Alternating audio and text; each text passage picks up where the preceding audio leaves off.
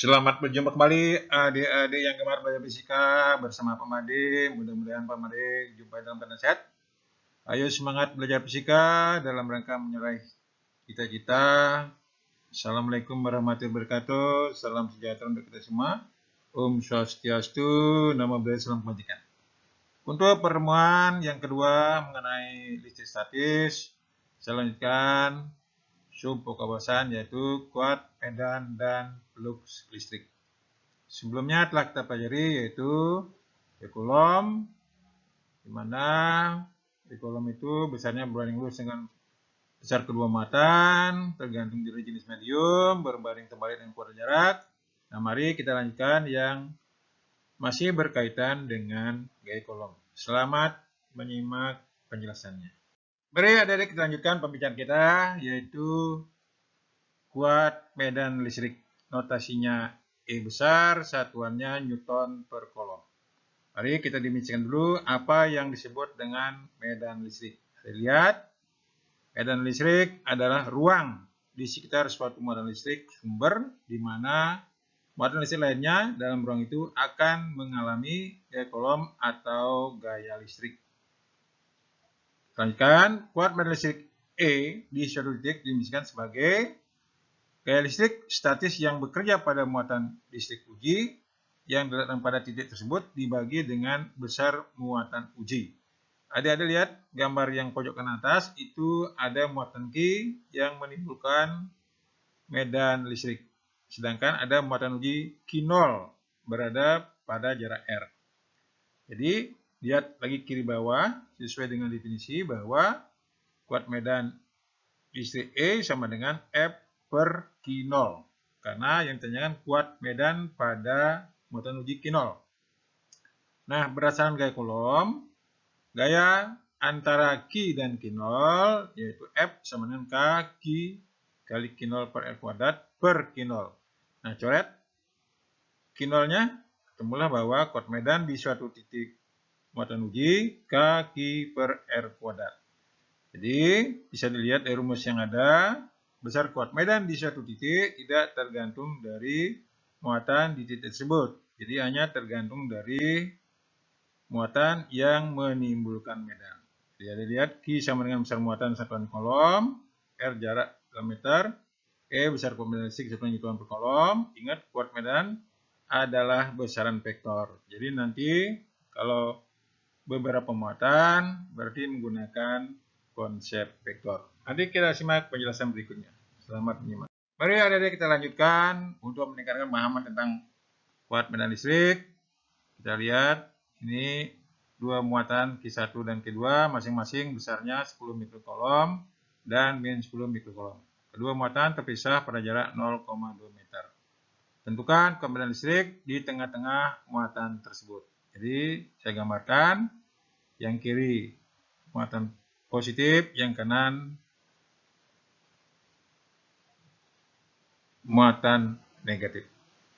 Jadi kalau dia muatan positif itu garis gayanya meninggalkan muatan. Bisa lihat sebelah kanan. Muatan negatif garis gayanya menuju muatan. Jadi nanti arah garis gaya ini menentukan arah medannya. Jadi adik bisa lihat sifat dari garis gaya ini adalah pertama tidak pernah berpotongan. Tadi untuk muatan positif dia meninggalkan muatan, sedangkan kalau negatif menuju muatan. Semakin rapat garis gaya menunjukkan bahwa kuat medan listriknya semakin besar. Mari kita lihat lanjutkan contoh soal. Diketahui begitu mulai satuan dalam satu sistem, Q1, Q2 karena sama, jadi dia 10 pangkat min 5 Coulomb. Nah, karena di tengah-tengah berarti R-nya adalah 0,1 meter. Nah, ditanyakan E di tengah-tengah. Jawab, nah, karena tadi seperti saya katakan bahwa kuat medan adalah vektor, kita cari dua arahnya. Oleh muatan yang positif, yang sebelah kiri, ingat garis gayanya meninggalkan muatan. Jadi, karena titiknya berada di sebelah kanan, berarti E1 arahnya jadinya ke kanan. Ikuti arah garis gaya. Sedangkan muatan negatif, nah, titiknya itu berada di sebelah kiri. Karena garis gaya yang menuju muatan, maka E2 arahnya juga ke kanan, menuju muatan negatif. Jadi arah E1 dan E2 sama. Sehingga jawab kuat medan di tengah-tengah itu E1 tambah E2. Jadi karena K dan R-nya sama, bisa saya ubah menjadi K kali 1 per R kuadrat kali Q1 tambah Q2. Masukkan angkanya. 9 kali 10⁻9 per 0,1 kuadrat kali 10⁻5 ditambah 10⁻5. Kalau adik-adik sederhanakan, ketemulah dia 1,8 10⁻7 Newton per kolom. Arahnya ke kanan. Jadi begitu adik-adik, tidak terlalu sulit. Ingat nanti dalam penggambaran, pemahaman konsep garis gaya adalah sangat penting. Mari kita lanjutkan materi berikutnya. Selamat menyimak. Mari adik-adik kita lanjutkan materi berikutnya yaitu flux listrik. Notasinya Pi, satuannya Weber. Jadi bisa lihat gambar yang kiri atas. Jadi itu ada kuat medan listrik E menembus bidang luasan permukaan A. Itu kebetulan E-nya searah dengan garis normal. Sehingga flux listrik P yang melalui permukaan ini adalah hasil kali daripada kuat medan listrik dan A. Lihat rumus yang kiri bawah. P sama dengan E kali A. Di mana E itu adalah kuat medan listrik, A itu adalah luas permukaan. Bila permukaan A membentuk sudut θ dengan medan listrik, atau medan listriknya membentuk sudut θ terhadap garis normal bidang, maka nanti lihat yang kanan bawah yaitu flux listriknya menjadi E kali A cos θ. Di mana θ ini adalah sudut antara kuat medan listrik dengan garis normal bidang. Jadi begitu adik, tidak terlalu sulit. Mari kita lanjutkan materi berikutnya. Selamat menyimak. Mari adik-adik kita lanjutkan. Sebelum ke contoh soal, kita lihat dulu hukum Gauss. Bunyinya yaitu jumlah flux listrik yang menembus suatu permukaan tertutup sebanding dengan jumlah muatan listrik yang dilingkupi oleh permukaan tersebut. Nah, dilihat rumus yang kiri bawah, Q per epsilon 0. Jadi, psi flux listrik sama dengan Q per epsilon 0. Di mana Q itulah muatan yang dilingkupi oleh permukaan tertutup, epsilon 0 itu adalah permitivitas ruang hampa atau udara. Nah, lihat yang kanan sekarang, jika E tegak lurus pada bidang, maka flux listriknya, lihat itu, dua plat sejajar, dua plat itu satu bermuatan positif, satu bermuatan negatif. Jadi nanti kuat medannya arahnya dari positif ke negatif. Lihat rumus yang sebelah kanan, flux listrik kalau dia lurus E kali A. Nah, sesuai dengan hukum Gauss, flux listrik Q sama dengan Q per epsilon 0. Nah, dari keduanya inilah bisa dibuat bahwa E kali A sama dengan Q per epsilon 0. Nah, disederhanakan E sama dengan Q per epsilon 0 PA. Nah, Q per A itu disebut dengan rapat muatan. Sehingga kuat medan listrik di antara dua plat sejajar rumusnya adalah E sama dengan, lihat rumus kanan bawah, E sama dengan sigma per epsilon 0. Di mana P itulah muatan yang dilingkupi permukaan tertutup. Sigma itulah rapat muatan kolom per meter persegi, epsilon 0 permitivitas udara atau ruang hampa 8,85 10⁻12 kolom kuadrat Newton min 1 meter min 2. E itu besar kuat medan listrik Newton per kolom, A luas permukaan meter persegi, P flux listrik satuannya Weber. Mari untuk meningkatkan paham tentang flux listrik kita lihat contoh soal berikut. Selamat menyimak. Baik, adik-adik kita lanjutkan untuk melihat contoh soal berikut untuk meningkatkan pemahaman tentang kuat medan listrik dan flux listrik.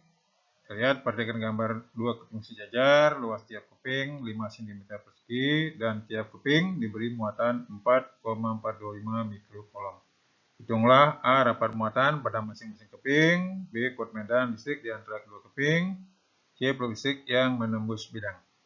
Jadi dari data yang ada, A-nya jadikan satu sistem 5 kali 10⁻⁴ meter persegi, Q-nya 4,425, 10 pangkat min 6 kolom, di mana epsilon 0-nya 8,85, 10 pangkat min 12 dalam satuan SI. Kitanya sigma berapa, E-nya berapa, C, Pi-nya berapa. Jawab nomor A, kita tahu bahwa rapat muatan sigma sama dengan muatan per satuan luas, yaitu 4,425, 10 pangkat min 6 per 5 kali 10 pangkat min 4. Hasilnya 8,85, 10 pangkat min 3 kolom per meter persegi. Nah, tadi sebelumnya sudah tahu bahwa kuat medan di antara dua ketinggian sejajar yaitu rapat permuatan dibagi dengan permitivitas ruang hampa, yaitu 8,85, 10 pangkat min 3 per 8,85 kali 10 pangkat min 12. Hasilnya yaitu 10 pangkat 9 Newton per kolom. Nah, kita tahu di sini bahwa medannya tegak lurus terhadap luas, sehingga Pi-nya adalah E kali A. Jadi 10 pangkat 9 kali 5 kali 10 pangkat 4, hasilnya 5 kali 10 pangkat 5 Weber. Jadi begitu adik, tidak terlalu sulit. Mari kita simak contoh soal berikutnya. Selamat menyimak. Mari adik kita lanjutkan contoh soal yang meningkat kesulitannya mengenai kuat medan listrik. Sebelumnya kita ketahui bahwa kuat medan listrik itu adalah besaran vektor. Jadi kalau muatannya terdiri dari beberapa muatan, maka menggunakan konsep vektor. Ingat rumus urutan. E sama dengan akar E1 kuadrat tambah E2 kuadrat tambah 2 E1 E2 cos theta. Kita lihat contoh soal berikut. Dua buah benda A dan B bermuatan masing-masing 400 mikrokolom dan 300 mikrokolom. Seperti pada gambar, AP sama dengan BP sama dengan 30 cm. Hitunglah besar kuat medan di titik P. Dari titik yang ada, kita jadikan dalam satu sistem. QA 4 kali 10 pangkat min 4 kolom, QB 3 kali 10 pangkat min 4 kolom, RA sama dengan RB 3 kali 10 pangkat min 1 meter. Ditanyakan kuat medan di titik. K-nya kita ambil 9 kali 10 pangkat 9 Newton meter kuadrat per kolom kuadrat. Kita tahu bahwa di sini kedua muatannya positif. Ingat sebelumnya garis gaya untuk muatan positif dia meninggalkan muatan. Sehingga untuk muatan A itu kuat medan titik P itu arahnya ke kanan. EA. Sedangkan EB, nah lihat muatan B dia arahnya EB-nya adalah ke bawah. Antara EB dan EA saling tegak lurus. Sehingga nanti kuat medannya pakai rumus yang atas, cuma cosnya 90 0. Sehingga hasilnya nanti yaitu tinggal E di P sama dengan akar E1 kuadrat tambah E2 kuadrat. Jadi kita cari dulu EA sama dengan K QA per RA kuadrat.